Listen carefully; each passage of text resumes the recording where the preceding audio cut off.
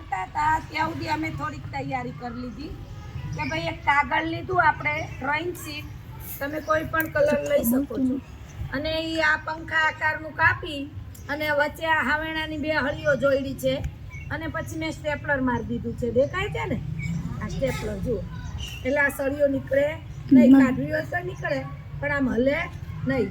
પછી આપણે આટલી ડિઝાઇન કરી દીધી છે.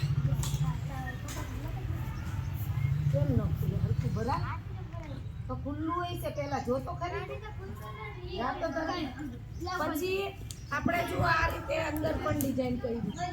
હવે જે કરવાનું છે તમારે જોવાનું છે કે તમારા ઘરમાં પણ કોઈ બીનો બર્થડે આવે તો તમે આ રીતનું સરસ કાર્ય આવું બર્થડે કાર્ડ બનાવીને તમે આપી શકો. અને આ આપણે જરૂરી છે બેટા, બર્થડે બધાયના આવે છે ને. પછી દિવાળી કાર્ડ પણ બનાવી શકો તમે.